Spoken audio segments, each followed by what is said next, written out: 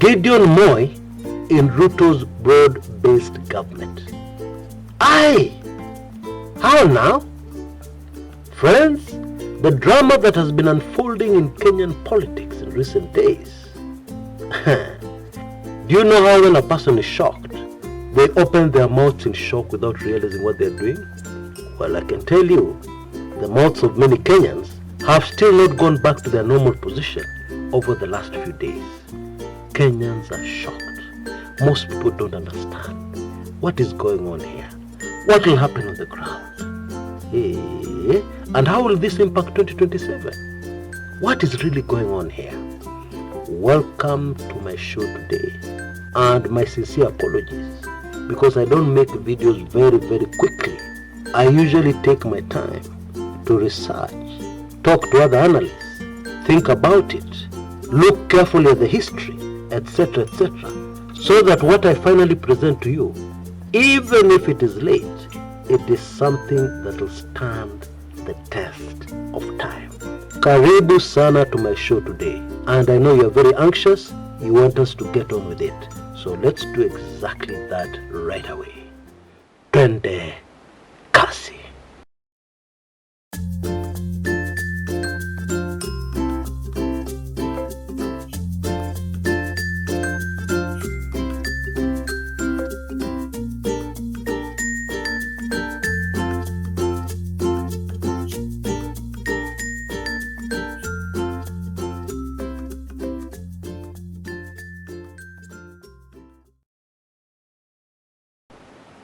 I like to paint pictures.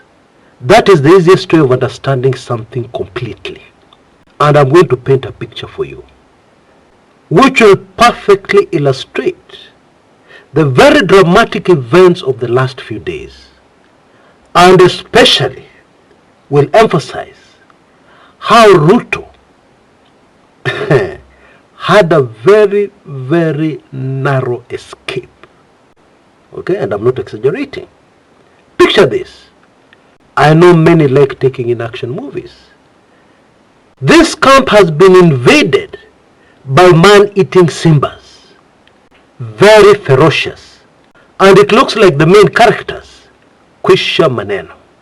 And then at the last possible minute, in fact second, a helicopter comes rushing in with a basket, and all those main UDA characters quickly scramble into that basket, and the chopper lifts off. Just as one lion leaps and misses that basket by inches.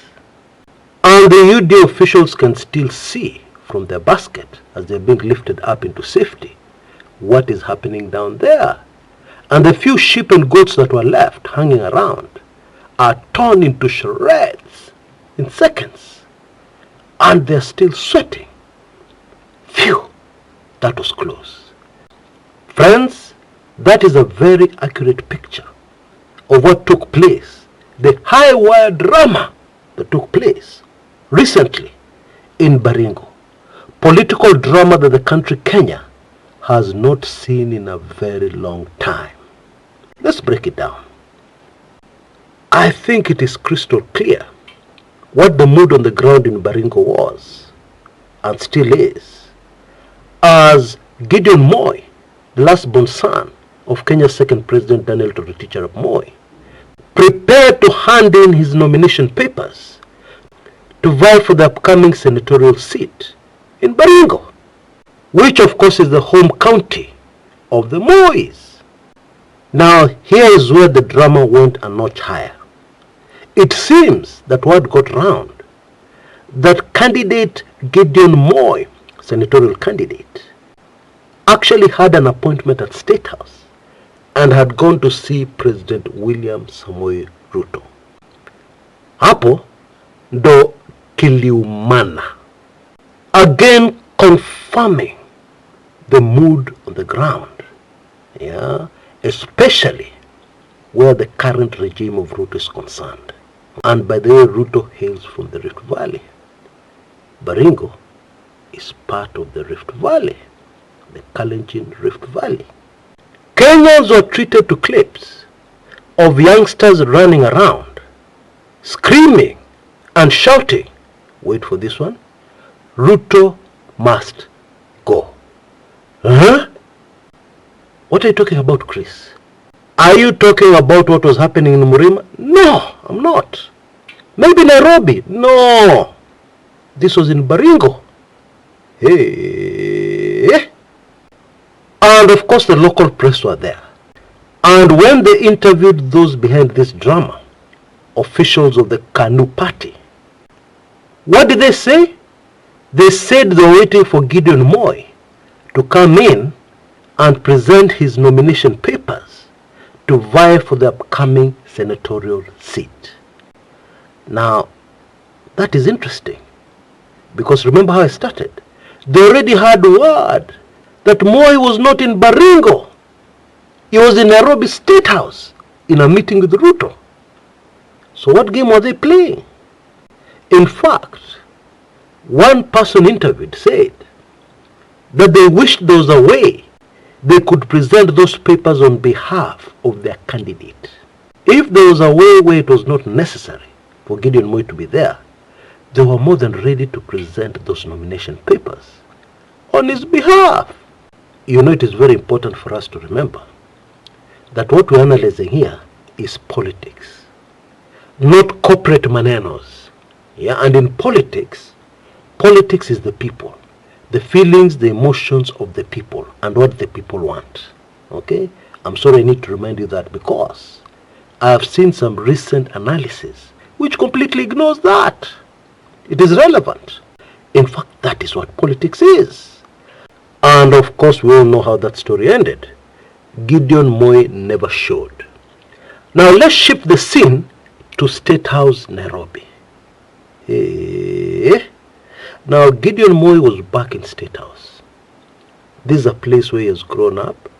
I'm sure he has very many fond childhood memories, and especially teenage memories and memories as a young man in State House, Nairobi, when his father was president, a very powerful president of the Republic of Kenya.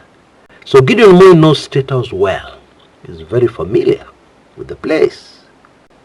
But here he was having a meeting with Ruto, of course, which was behind closed doors.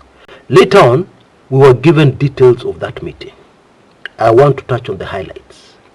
One of the major highlights was after they had discussed and sorted out the issues and agreed, it came to the critical question. Who is going to tell the people of Baringo what we have decided? Iko shida hapa. That was a problem. And that is why during his speech to the KANU delegates, a day later, President Ruto said in Kiswahili, nilisema, mimi ndo nitawaambia. And then the audience laughed. Why did they laugh? Because facing the people who wanted Gideon Moi to vie for the senatorial seat, and of course it is very obvious what their motives were, and of course it is very obvious, as the emotions were high, who they were against, the Ruto regime, of course. Now facing those people and telling them, me and Gideon, or Gideon and I, or the president and I, have sat down and talked and agreed, that was going to be a problem. Obviously, if you're following.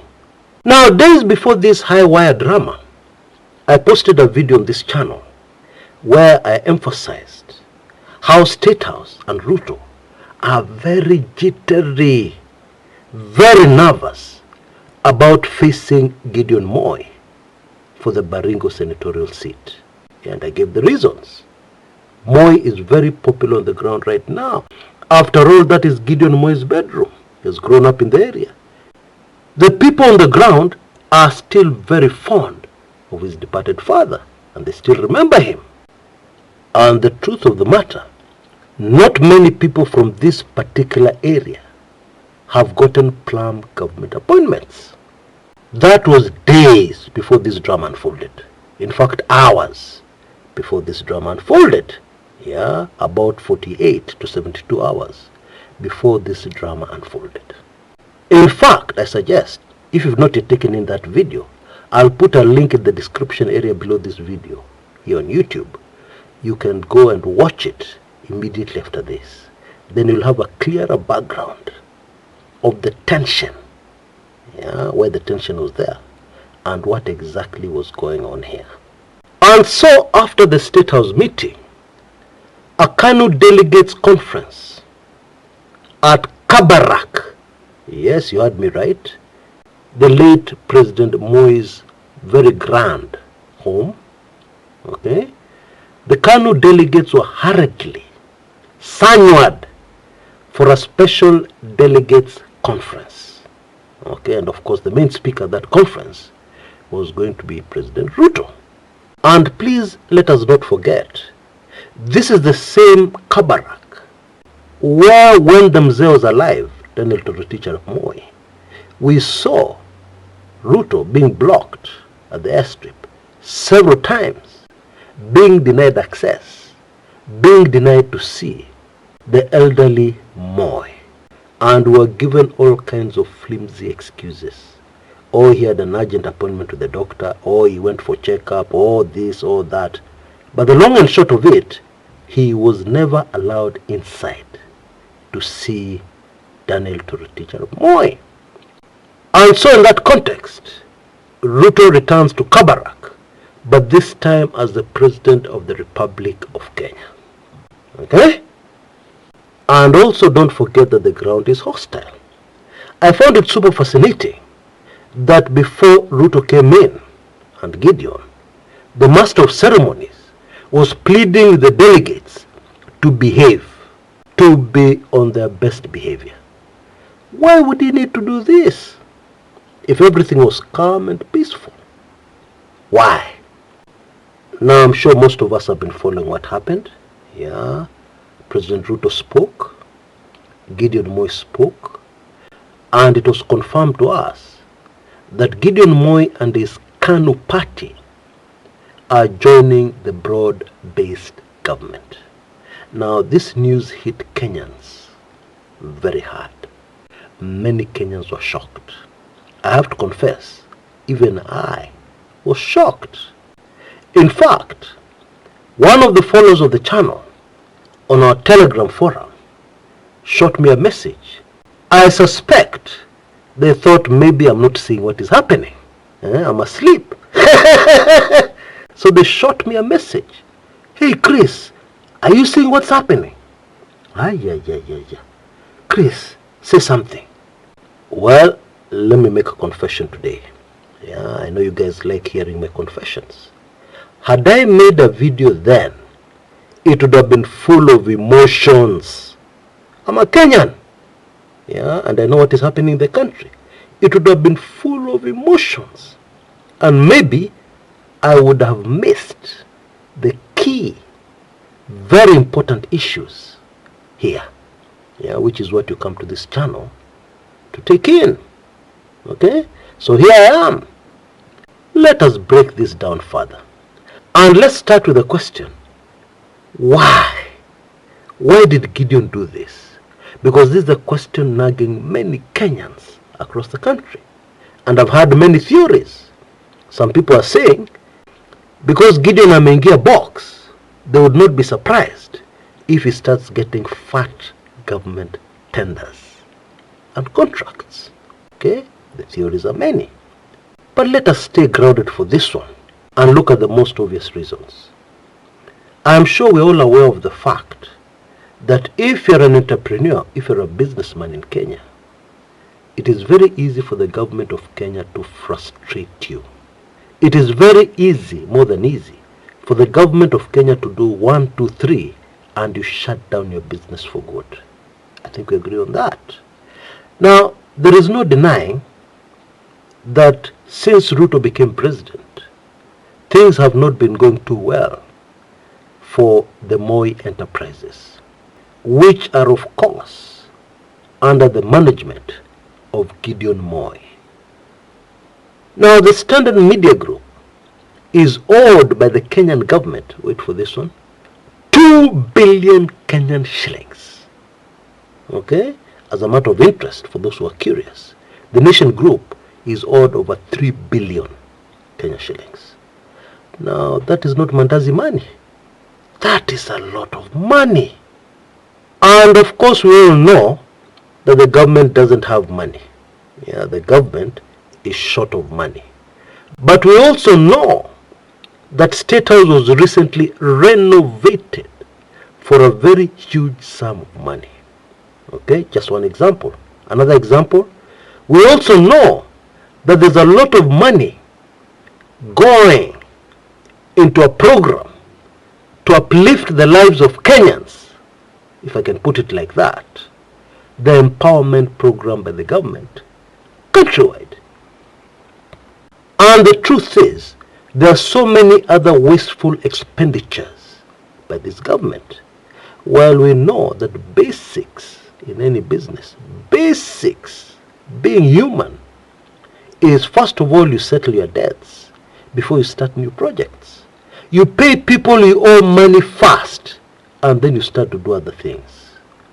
You know, not everybody is as lucky as a landlord who lives in the same compound as his or her tenants.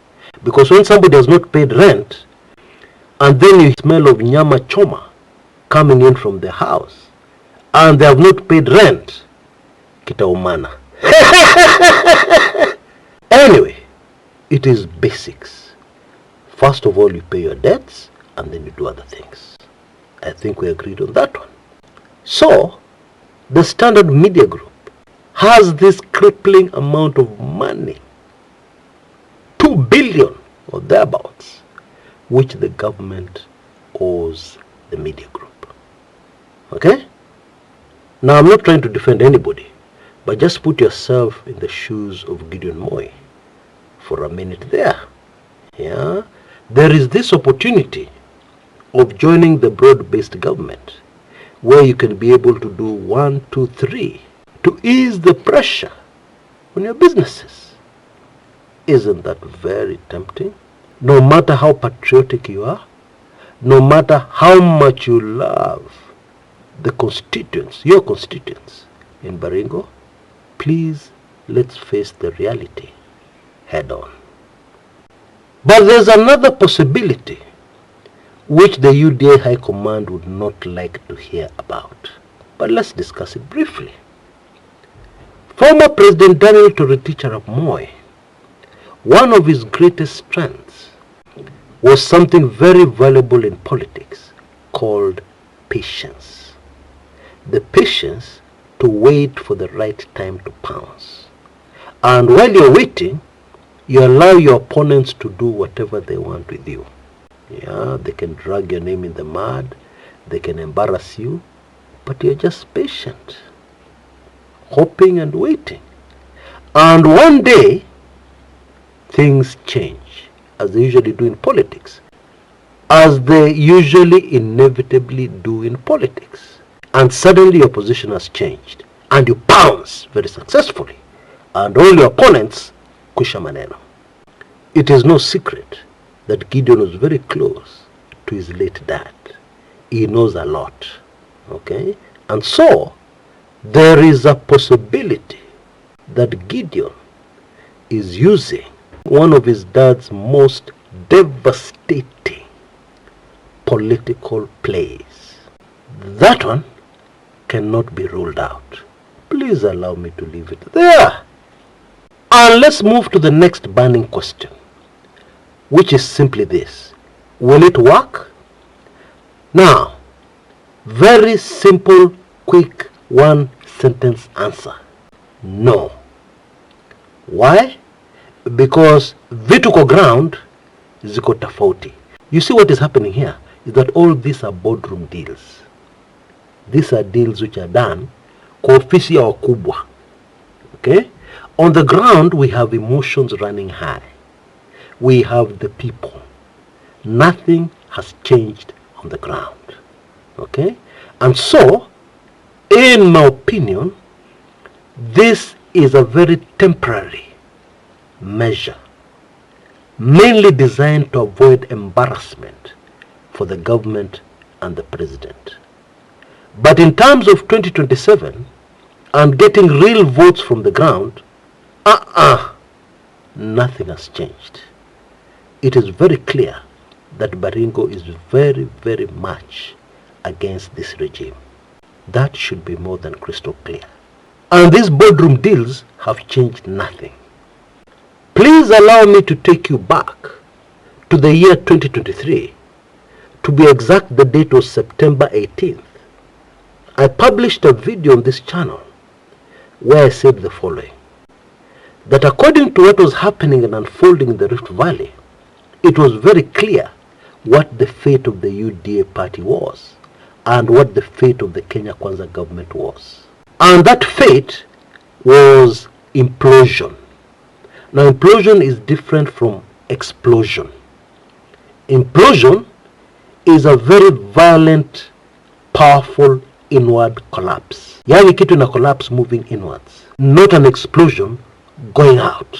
I think the best example is a submarine or a craft underwater that goes too deep, and then the pressure of the water is too much. It just squeezes the thing, just implodes in the depths of the ocean. And in the same video, I remember I said the main reason why this was going to happen is because Ruto himself planted the seeds for this problem a long time ago. And what we had started seeing in September 2023, and which is now very clear, was just the harvest of the seed which was planted. When was this seed planted? 2022 general elections. You see, the UDA High Command made a decision, to ignore the will of the people on the ground and replace some of the most popular candidates in the area, some of the most popular politicians, with their own preferred candidates. One of the victims of this, and there is no doubt that is going to participate in this drama in a big way in the days and weeks to come, is the very controversial former Nandi Hills legislator, Alfred Keter. Now, what UDA did to Keter is a perfect illustration of what was done to many, many other popular people on the ground. It is a very painful thing. Just listening to this brief audio of what I said at the time to understand exactly what this is, this very ruthless thing that was done to Bwana Keter. I'll be back. And I want us to start by understanding where this problem came from, because the seeds for it were planted a long time ago. What is unfolding right now is the harvest. The harvest of what was planted. And bila kizungu mingi, let me spell out what the problem was in the Rift Valley that is coming back to haunt William Ruto terribly. And it was the decision, not a wise political decision, of sidelining, or shall I say rigging out, some popular candidates within the Rift Valley in favor of preferred candidates. And the story of the Nandi Hills elections in 2022 illustrates this perfectly. Alfred Keter, of course, won the UDA nominations for Nandi Hills. Emphatically, it was clear that he was the most popular candidate on the ground. But everybody knew that the UDA High Command had a preferred candidate, a man called Bernard Kitur. And so, it did not surprise most of us when after that nomination, Alfred Keter's nomination certificate vanished. It was nowhere to be found. Nobody knew where it was. Shortly after that, the loser of those primaries, Bernard Kitur, contested the results with the UDA High Command. You can guess what happened next. Alfred Keter's victory was overturned, and Bernard Kitur was declared the UDA candidate for the Nandi Hills seat. Keter contested as an independent, and the final election results for that seat are very instructive.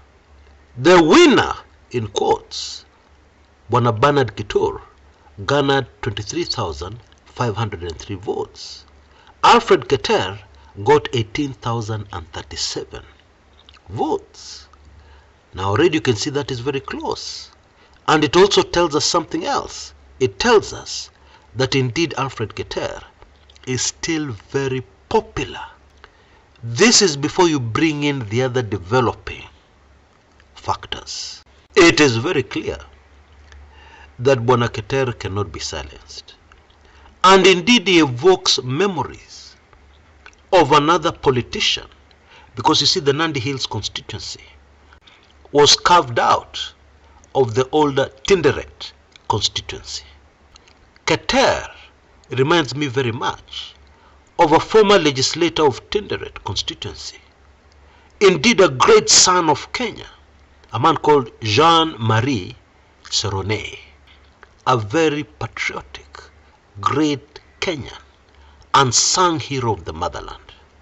Serone never feared to speak his mind, just like Keter. Now, what I see here is that that implosion I talked about back then is now starting properly. Okay? And very shortly, sooner than most of us expect, that implosion will be complete. You know, I foresee history repeating itself. Yeah?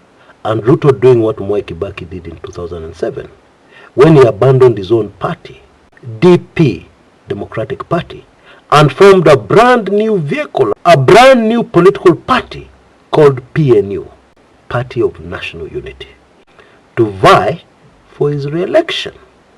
Because hiyo jina DP ilikuwa imechafuliwa sana. I foresee a similar situation unfolding in our country. The way things are going. Anyway, my last point is that it will be very interesting to see, even after all this drama, how the electorate in Baringo behave. Here's what I think is going to happen. They're going to rally behind a candidate, and not a candidate with any links to UDA or Ruto. Yeah?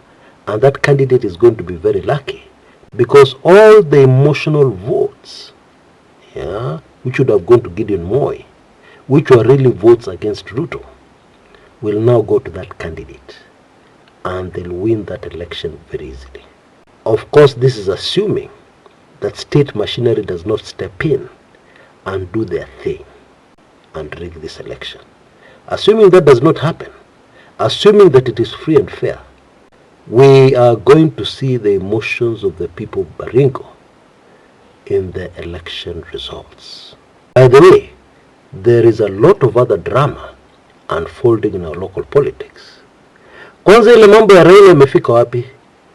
We still don't know, at the time I was making this recording, where Raila is. The latest is that his older brother Oburu has come out and told us, no, Raila is not in Dubai, no, he's not in the US, Raila is in India. He was sick, according to Oburu, but now he is recovering. I am sure, like me, you're getting very dizzy. Hey, how many versions of this Raila story have we had? His wife, Mama Ida, has given us a version. We have had another version from his handlers. We have had another version from I don't know how many other politicians. Hey. So which is which? Which one should we believe? Hey. Anyway, I now believe of even greater interest for Kenyans are the people Raila was talking to, reaching out to, shortly before this latest incident where he vanished. Who was he talking to? Well, this one I can tell you. He was talking to people who, if I start mentioning their names now, here, you will say, no, Chris, no. Watch your stories, Ajaba. That can't be true. That is impossible. I am sure, especially for those who are new to this channel and new to Kumekucha, I am very sure that is what your reaction is going to be. Well, all the details are in my very latest, highly sensitive special report. You can see details on your screens right now. Only Kenya shillings 2,999, you can get this highly sensitive information. Please move with speed. This offer is in Kipindi Chalala Salama. Last few moments, and then it will be pulled out. So please take full advantage of it while it lasts. Details on your screen. Now, of course, the best bet to make sure that you always get everything that you may need to pay for in Kumekucha is to get my golden key. Okay? I also have a very special offer on that, where for only Kenya shilling 6,444, you will get a permanent key to everything Kumekucha. It's not annual, it will not last 2 years, it is permanent.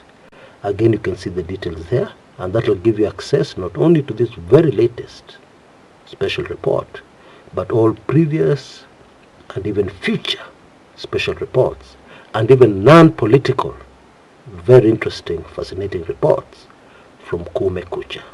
Please move with speed if you're in a position to. Until next time, this is Chris Kumekucha.